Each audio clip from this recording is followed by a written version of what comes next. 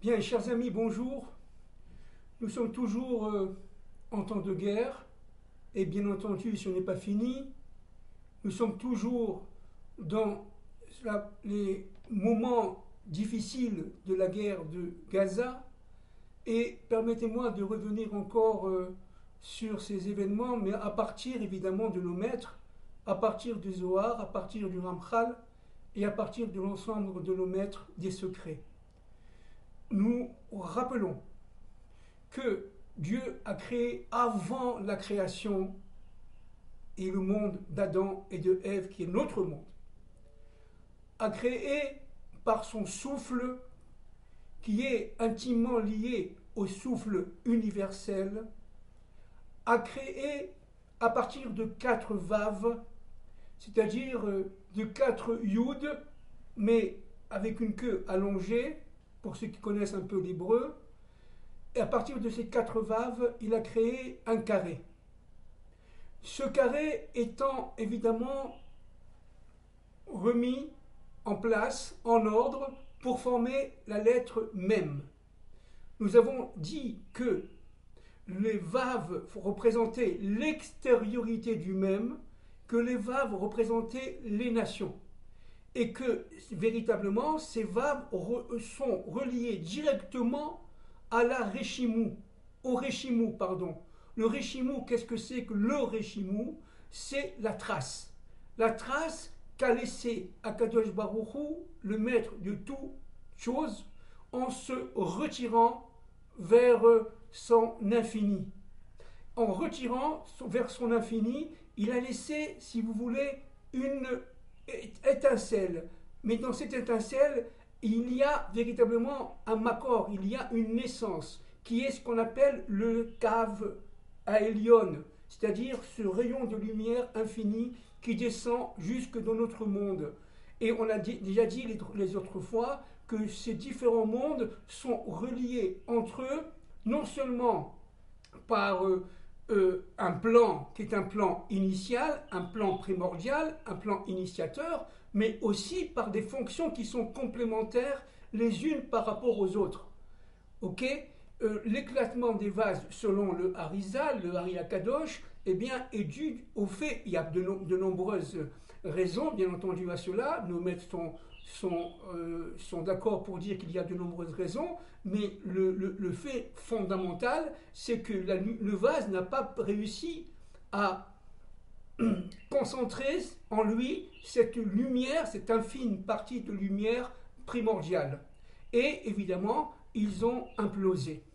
Et comme on l'a dit la dernière fois, Dieu a pris ces restes des vases et les a mis de monde en monde jusqu'à notre monde. Et nous avons dit qu'en fin de compte, le travail, la fonction première d'Adam Arishon et de Chava et de Ève, c'est de reconstituer l'ensemble du puzzle, l'ensemble du monde, de manière à ce que chaque vase puisse, en retenant sa propre lumière, puisse effectuer sa fonction au niveau autonome, mais en toute complémentarité avec les autres fonctions.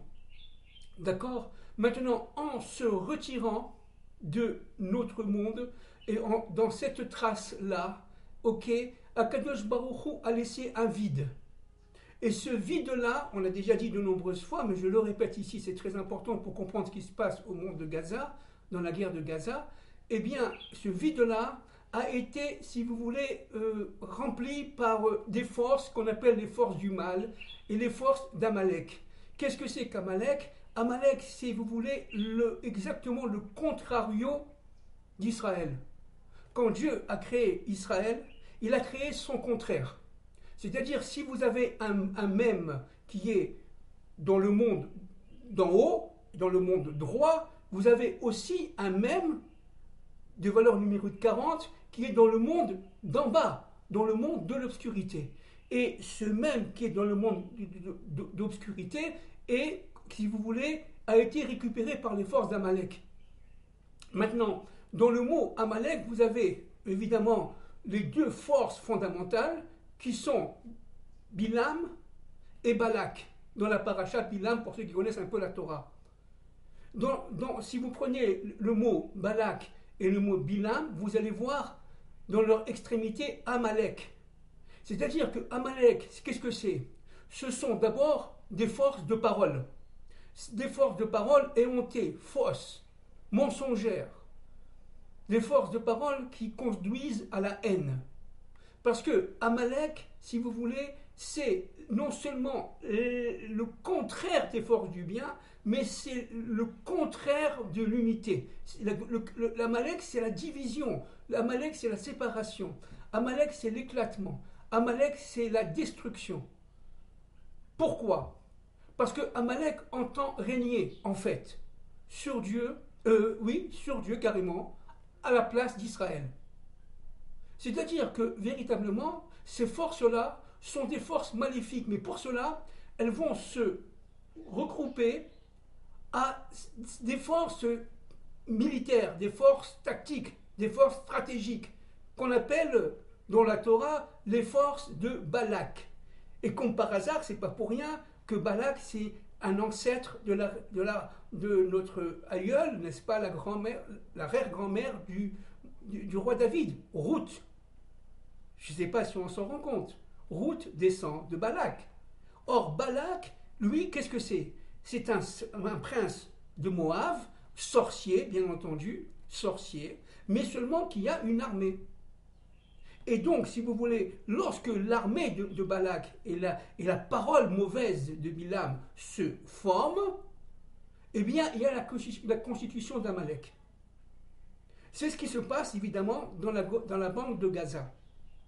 Dans la bande de Gaza, il se passe cette formation d'une force qui vient depuis, évidemment, bien avant Bereshit. Nous sommes à la construction d'Israël et des nations par Dieu avant la création. Donc, Amalek, si vous voulez, qui est avant la création, qui va se réfugier dans ces traces de Réchimou, c'est ce qu'on appelle, évidemment, le bouchon, n'est-ce pas, le bouchon de Gaza. Ils vont se réfugier à Gaza, et en se réfugiant à Gaza, qu'est-ce qui va se passer? Il va se passer qu'en fin de compte, chaque élément fondamental d'Amalek, et Amalek, ce n'est pas seulement un peuple antique, ce sont des forces qui reviennent, bien entendu. Bien entendu. Je ne dis pas que les gens qui habitent à Gaza aujourd'hui sont tous des forces d'Amalek. Pas du tout. Il y a là-dedans des gens bien. Mais seulement les forces d'Amalek ont pris le pouvoir. Et ont pris le pouvoir dans les structures. Comme les forces d'Amalek ont pris le pouvoir dans les structures du monde entier. Les grandes firmes multinationales, les banques, etc., elles sont dominées par des forces qu'on appelle des forces amalécites au niveau du secret, bien entendu, de la Torah. C'est-à-dire qu'en fin de compte, elles sont partout. Elles ne sont pas seulement à Gaza. Mais les forces qui sont individuellement et collectivement présentes à Gaza sont des forces qui sont, si vous voulez, essentielles. Ce sont des éléments sources qui permettent aux autres forces d'Amalek dans le monde entier de rayonner et d'assurer leur pouvoir. Si vous voulez, les médias, la mondialisation médiatique, aujourd'hui, repose sur ces forces-là, sur les forces amalécites. Et n'oublions pas que la propagande nazie, et aujourd'hui, ce qu'on appelle le Hamas, utilise, on le voit très bien, les techniques de la propagande nazie. Pourquoi? Parce que tout simplement, cette propagande n'a jamais disparu, en fait. Elle n'a jamais disparu des rayons d'action des masses médias occidentaux ou non. Elle entend dominer la parole. Parce que ce sont les forces de Bilam, qui a cherché à détruire Israël, qui haït Israël, n'est-ce pas? Elles se sont regroupées à travers les médias, et les médias dits occidentaux, n'est-ce pas, financés par ces forces-là, de manière à pouvoir désinformer, mésinformer, avec une parole absolument mensongère, dénuée de tout fondement logique, et qui va tout simplement essayer de formater la conscience collective, la conscience universelle et la conscience individuelle. Alors, il s'agit ici, bien entendu, d'un conflit ontologique des forces, comme a dit le Premier ministre Benjamin Netanyahou hier, et ce n'est pas le seul à le dire, bien sûr, une guerre ontologique des forces de la lumière contre les forces des ténèbres. Le président Biden en Israël l'a dit aussi. C'est évident. Maintenant, comment cela fonctionne? Alors cela fonctionne d'une manière extrêmement, en fin de compte, extrêmement simple. Chaque élément qu'on a dit d'Israël forme pour le bien un monde, contient en lui, d'une manière individuelle et d'une manière collective, les forces du bien, qu'on le veuille ou qu'on ne le veuille pas. Les forces amalécites, qui est le contraire d'Israël, et des peuples descendants d'Adam et de Ève, parce que, encore une fois, Amalek veut détruire Israël pour prendre sa place de manière à dominer le monde, bien entendu, eh bien, ces forces-là, amalécites, eh bien, vont avoir en elles, dans leur intériorité, des forces qui sont redoutables, mais qui sont tout simplement obscurcies, obscurissantes et mortifères. Et ces forces-là, elles vont, comme la terre de Gaza est une terre qui attire les forces, aujourd'hui pour le mal, elle attire les forces du mal, parce que c'est une terre sainte. Qu'est-ce que c'est qu'une terre sainte? On l'a déjà dit. C'est une terre qui relie le ciel et la terre. Mais cette terre sainte qui relie le ciel et la terre a un rôle fondamental. C'est de mettre en place les conditions de réussite du plan de Dieu. Or, Amalek a en lui les conditions qui permettent, au contraire, à mener le plan de Dieu à sa propre échec, à son propre échec. Les forces d'Amalek ont, si vous voulez, d'une manière absolument parallèle, autant de forces que les forces d'Israël, mais à l'envers. Pourquoi? Alors je vais essayer de vous expliquer ça par rapport au cadre que j'ai mis derrière, qui est un cadre de mon salon, un des cadres que j'aime beaucoup, qui a été évidemment fait par un grand peintre, qui est un de mes maîtres, de mes artistes, qui est décédé il y a quelques années en Israël, qui s'appelle M. Shraga Weil. M. Shraga Weil, qui habitait un moshav à côté de Netanya, dans le nord d'Israël, à 20 km à peu près de Haïfa, sur le point Méditerranée, sur la Méditerranée. Eh bien, c'est un Nitzoi Shoah, c'est quelqu'un qui est malheureusement une ancienne victime de la Shoah, qui a été libéré et qui a dessiné énormément de peintures, qui sont d'ailleurs toutes extrêmement profondes, habitées par un souffle, j'allais dire un souffle très profond, métaphysique, venant des autres mondes. Regardons un peu ce tableau. Alors, je vais essayer d'abord, évidemment, de vous expliquer cela d'une manière le plus simple possible. D'accord? Alors, regardez. D'abord, ici, vous avez les 4 vaves, donc le carré. Le carré qui forme ici, évidemment, un losange. Un losange. Ce losange-là représente, en fin de compte, regardez, le mont Sinaï. Vous voyez, le mont Sinaï. Mais aussi, vous avez l'autre monde, le monde obscurci, qu'on pourrait dire le monde dominé par les forces du mal, par les forces d'Amalek aujourd'hui. C'est le mont Sinaï inversé. Vous voyez, où étaient nos ancêtres en Égypte? Ils étaient ici. Vous voyez, ils étaient ici. Vous avez ici 49 degrés de pureté, et vous avez ici 49 degrés d'impureté. Lorsque les fils d'Israël sont arrivés aux 49 degrés d'impureté, ils ont été, pour ne pas tomber dans le 50, c'est-à-dire dans le Noun inversé, on en a parlé suffisamment, n'est-ce pas? Le Noun étant lié à la Bina, mais inversé, du monde inversé, eh bien ils ont été sauvés par Moïse sur les ordres de Dieu, et ils sont arrivés ici. Vous voyez? Ils sont arrivés au port du mont Sinaï. Moïse est monté, degré par degré, avec des difficultés immenses d'ailleurs, entre parenthèses, parce que les autres forces n'ont pas laissé à Moïse la possibilité de le faire, mais ça c'était notre problème, et il a monté pour recevoir la Torah. Vous voyez ici, regardez, Monsieur Schragaweil a dessiné une lumière. Cette lumière-là, c'est la lumière de la Torah. Cette lumière-là, c'est la lumière de la Torah, tu vois, qui vient d'en haut, qui vient du 50 d'en haut. Alors évidemment, je répète, Dieu réside partout. Évidemment, Dieu réside partout. Yud-Keh-Vav-Keh réside partout. Mais ici, au niveau des mondes d'obscurité, il s'habille en force d'Elohim. C'est le même Dieu, bien entendu, c'est le même Dieu. C'est le même Dieu. Ok? Alors, nous, les blés Israël qui étaient ici, sont montés ici, ils ont reçu, si vous voulez, le don de la Torah. Voilà. Qu'est-ce que c'est que le don de la Torah? C'est en fin de compte l'allumage de notre Or Haganouz, comme on l'a dit de nombreuses fois. C'est de notre lumière intérieure.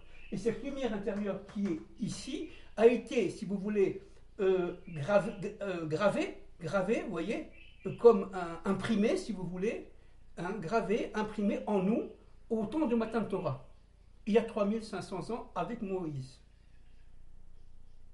Mais ça a été fait pour Israël. Ça n'a pas été fait pour l'ensemble de l'humanité à l'époque, bien entendu. Maintenant, le travail de Moïse, ça a été de monter tout seul pour recevoir Matan Torah, de redescendre pour donner au peuple d'Israël. Et le peuple d'Israël a eu cette mission fondamentale, après Moïse, de descendre dans toutes les nations, vous voyez, c'est l'exil du peuple d'Israël, jusqu'à arriver ici, et de évidemment pénétrer l'ensemble des mondes des nations, vous voyez, ici, regardez, il y a beaucoup de fleurs, il y a beaucoup de végétation, il y a beaucoup de feuilles, mais c'est très obscur. Plus on descend, et plus c'est obscur. Vous voyez? C'est-à-dire, nous sommes ici. Alors, nous sommes où au niveau du monde aujourd'hui? Nous sommes ici, au niveau du monde, nous sommes ici. Ça veut dire dans un monde extrêmement obscur, où on ne voit rien du tout, où on a l'impression que tout est matière, où on a l'impression que tout est nature. Regardez, ce sont des feuilles de la nature. Il est évident que ce peintre, Schragaweil, était complètement inspiré lorsqu'il a fait ce dessin, bien entendu. Maintenant, tout le travail de l'humanité, ok, sous le contrôle, j'allais dire, du Mashiach, du Messie. Et qu'est-ce que c'est que le Messie? On le sait. Le Messie, c'est Moïse qui revient, nous on le sait, exactement, d'accord? Maintenant, sous le contrôle du Messie, et sous les ordres de Dieu, bien entendu, un seul maître de l'histoire, eh bien, l'humanité va doucement monter, mais avec pètre et fracas. Parce que les forces ici sont les forces du mal. Elles sont tout à fait intégrées à notre monde. Et ces forces du mal qui sont intégrées dans notre monde font tout faire pour nous empêcher. Alors c'est la désinformation, c'est les mauvaises nouvelles qu'on entend, c'est les fake news qu'on entend, c'est tout simplement le mensonge, la haine. Alors pourquoi Amalek est haineux? Pourquoi Amalek est haineux? Comment ça se fait qu'ils ont tué comme ça, d'une manière aussi terrible, aussi animale, inhumaine, des pauvres gens qui étaient en train de dormir sur leur lit? Quelle est la force intérieure? Cette force intérieure, vous voyez, c'est la force de bonté qui se transforme en haine. Vous comprenez? Autant l'homme doit être bon, autant il est capable d'être haineux. Mais si il descend, il arrive ici au niveau de la haine vraiment très persistante, eh bien cet homme-là cesse d'être un être humain. Il cesse d'être descendant d'Abraham, d'Isaac et Jacob pour nous, bien entendu, et descendant de Adam et de Ève. Parce qu'un descendant d'Adam et de Ève, non juif, n'a pas la possibilité de faire cela. C'est pas possible. Parce qu'il a cette lumière allumée, même si elle est très éteinte en lui, mais il a toujours ce point-là, ce moteur allumé qui est en lui. Stop. Les 10 commandements, n'est-ce pas? Les 10 commandements. N'oubliez pas les 7 lois de Noé. Noé a reçu cette loi qui se démultiplie presque à l'infini, d'ailleurs, disent nos maîtres, et que Noé a reçu cette loi, notamment le fait de ne pas assassiner, de ne pas tuer son prochain. et de respecter par le principe de justice l'autre, entre autres, respecter ses parents, etc. C'est-à-dire que Noé n'était pas juif, il ne descendait pas d'Adam et il descendait pas d'Abraham et d'Isaac et de Jacob. Noé, c'est 10 générations avant Abraham et Sarai. Maintenant, tout le travail qui nous incombe à Gaza, c'est tout simplement ici de dégager les forces du mal, de manière à nous libérer de leur emprise. Le but, c'est pas seulement de sauver Israël, bien entendu. Israël étant, on le sait, un microcosme de l'humanité. C'est de libérer Israël pour sauver l'humanité. Donc, il est évident que les informations vont être de plus en plus désinformées, diffamantes et fausses. Parce que nous rentrons véritablement dans un univers de combat contre les forces d'obscurité. Et ces forces d'obscurité qui ont la vision qui devance celle du bien, eh bien, tout simplement se prémunit par la désinformation, par le fait qu'on soit tous formatés à l'université et ailleurs par des forces qui nous dépassent complètement. Le but est de retirer, le but d'Israël aujourd'hui à Gaza est de retirer ces forces-là de manière à ce qu'elles ne puissent pas se répandre dans le monde entier. Parce que qu'est-ce qu'est le but? Maintenant vous avez compris. Le but, c'est quoi? C'est tout simplement d'amener l'humanité au niveau du Matan Torah. Mais cette fois-ci, ce n'est pas seulement Israël, c'est l'humanité. Parce que l'humanité va être ici, au bord, voyez, du mont Sinaï. Au bord du mont Sinaï. Moïse, c'est-à-dire le Messie, va monter, recevoir ce que Adam et Ève ont déjà reçu auparavant, les premières tables de la loi. Et ces premières tables de la loi, elles sont absolument saintes et elles permettent de faire l'union entre tous les éléments historiques. Tous les événements historiques. C'est-à-dire que le but, c'est l'humanité qui se trouve ici, avec un Israël qui se trouve partout là. L'aliyah d'Israël vers sa terre, c'est tout simplement, en fait, le fait que Israël devient hébreu. L'hébraïsation d'Israël est une condition fondamentale à la libération des forces du mal, à la libération du monde contre ces forces du mal, absolument fondamentale. Maintenant, ce qui est très important de comprendre, c'est que plus les fils d'Israël font l'aliyah et montent en Eretz Israël, et plus elles sont en position de recevoir les premières tables de la loi en tant qu'Israël. Et en cela, va faire en sorte, ça va permettre, à l'humanité tout entière qui descend d'Adam et de Ève, de monter, jusqu'à recevoir ici, au bord du mont Sinaï, voyez, au bord du mont Sinaï, les premières tables de la loi. Voilà, ça c'est très important. Maintenant, il faut comprendre une chose. Et là, je reviens au Ramchal des Mémoires bénies, notamment dans son livre Les voies de la direction divine, je l'ai dit en français, paragraphe 36, page 72. Regardez ce que dit le Ramchal. D'accord? Le bienfait représente le fondement même de la création. Le bienfait représente les fondements même de la création. Cependant, il se traduit par la révélation de l'unité primordiale. Alors maintenant, regardez bien, ça c'est très important. La révélation de l'unité primordiale se dévoile à partir de toutes les actions, de toutes les créatures. Comme on l'a dit souvent, il n'y a pas d'action qui n'a pas de conséquences et qui n'a pas de cause. Chaque action, si petite soit-elle, en Chine, vous avez des agriculteurs qui vont tout simplement récolter leur riz. qui a priori n'ont absolument aucun rapport avec la Torah d'Israël ou la Torah de la connaissance du Dieu un de l'histoire, eh bien, jouent un rôle fondamental. C'est un élément du puzzle global, juif et non juif. Vous comprenez? Regardez ce que dit, si vous voulez, le Ramchal. Tous les êtres créés, y compris les animaux, n'est-ce pas, forment ensemble l'unité primordiale. Toute l'existence, fruit de l'émanation de la volonté divine, exprime une unitude parfaite qui converge vers un seul but, la révélation de l'unité primordiale. Je continue. Cette unité se dévoile dans toutes les actions, entre parenthèses, bonnes ou mauvaises.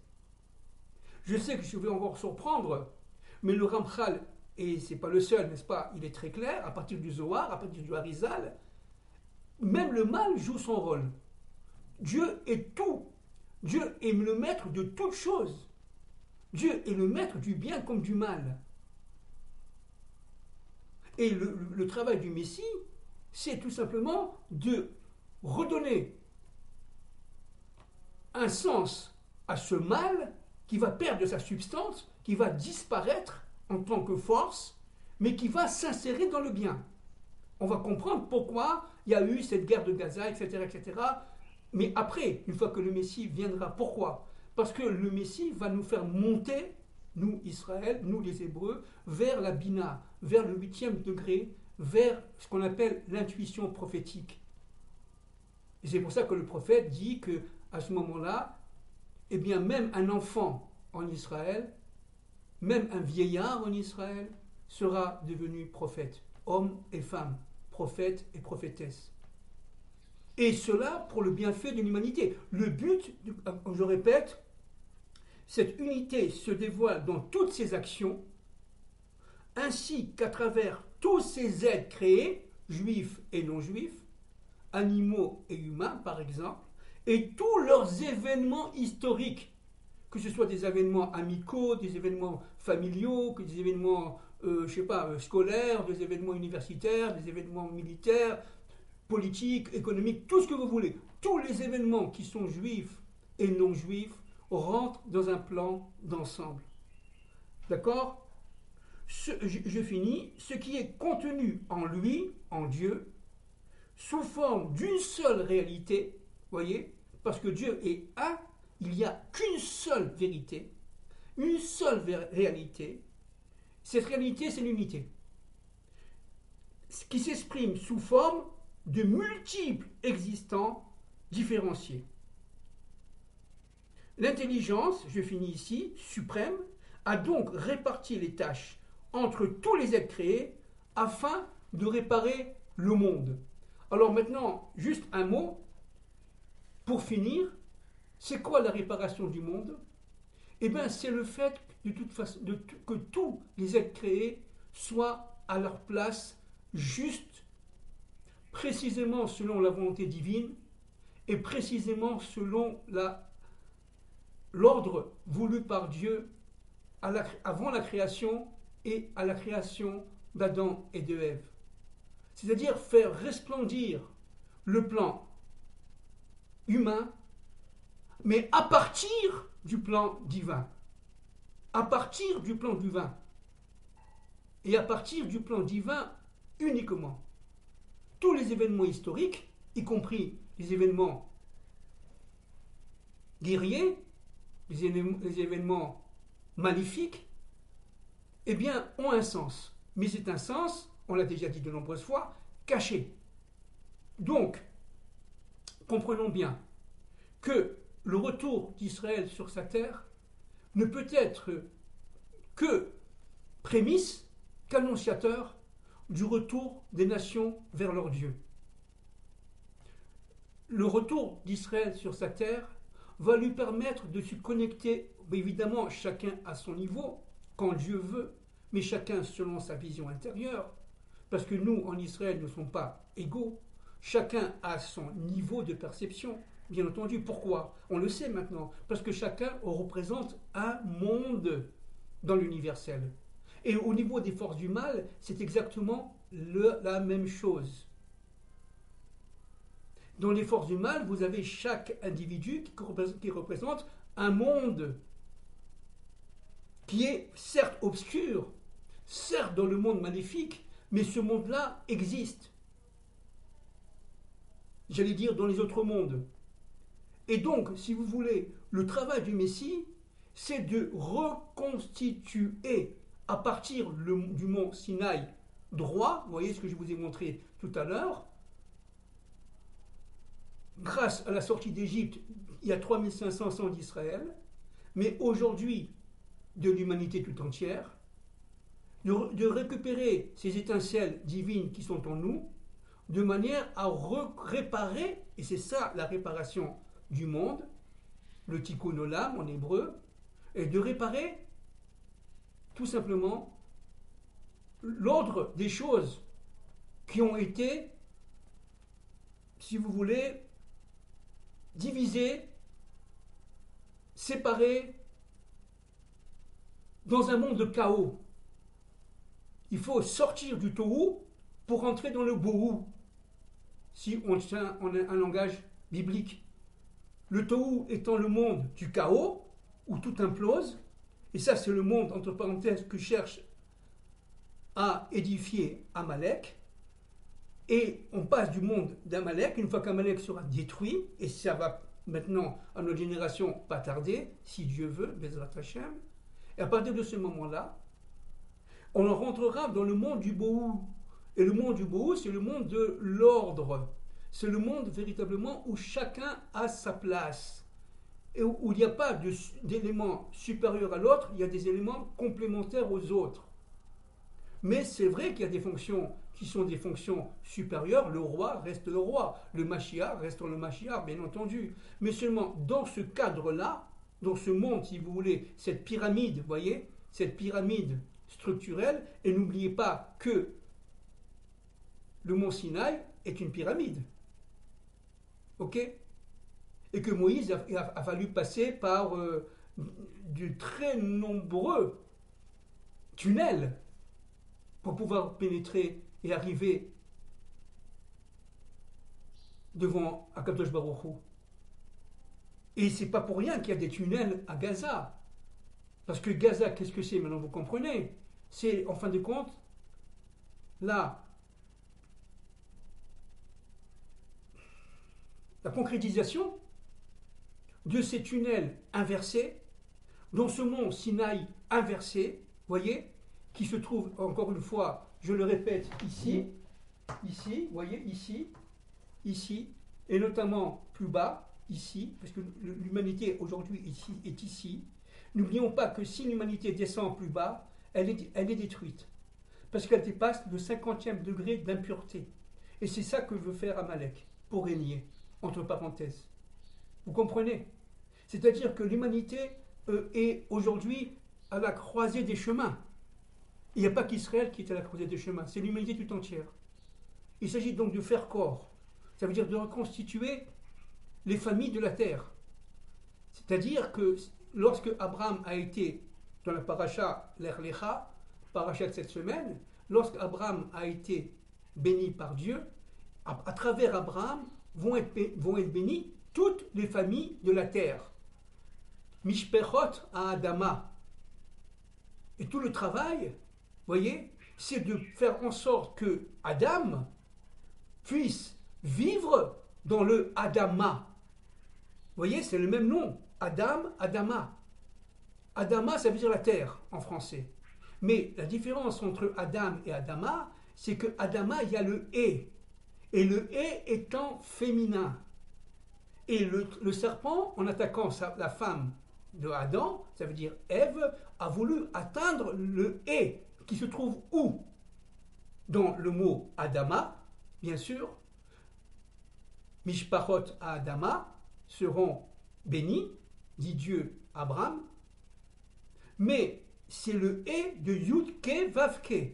Ça veut dire les 4 lettres, dans les 4 lettres du nom de Dieu, vous avez le nom du nom ineffable, vous avez la lettre E qui est en bas, la dernière.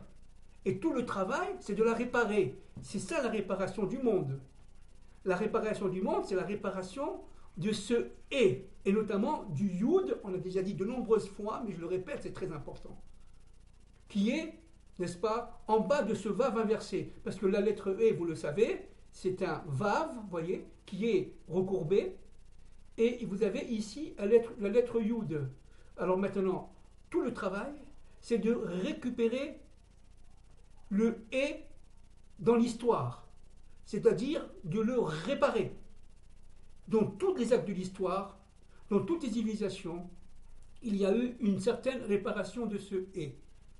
Donc le travail, c'est que les familles de la terre, Mishperot à Adama, qui descendent donc d'Adam, maintenant vous comprenez, Adama c'est Adam, qui réside dans la terre, eh bien à partir de ce moment-là, tous les êtres humains qui descendent d'Adam et de Ève vont être, par la réparation de la lettre E, eux-mêmes réparés. Et évidemment, on sortira de ce mensonge éhonté, médiatique, on sortira de ces forces extrêmement maléfiques qui essayent de nous dominer, de nous perturber, de nous angoisser, de nous désinformer, de nous faire rentrer dans un monde infernal de doute.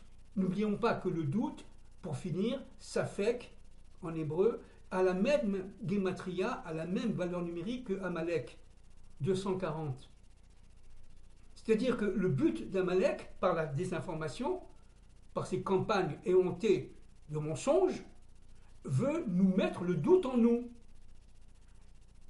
Et nous, qui descendons d'Adam et de Ève, comme nous avons cette force qui permet de reconstituer le Aleph, l'unité qui est en nous, grâce à ce qu'on appelle, regardez la lumière là, Matan Torah, qui est dans ce carré, vous voyez, dessiné par le peintre Shragavail, eh bien, cette lumière divine qui est en nous, à nous humains, juifs et non-juifs, bien entendu, juifs et non-juifs, eh bien, cela va nous permettre de nous connecter au divin, individuellement comme collectivement. S'il y a une lumière individuelle, Abraham l'a reçue, Sarah l'a reçue, il y a une lumière collective, les familles de la terre, Mishperot Adama, n'est-ce pas, qui l'ont reçue aussi, et qui vont la reconnaître.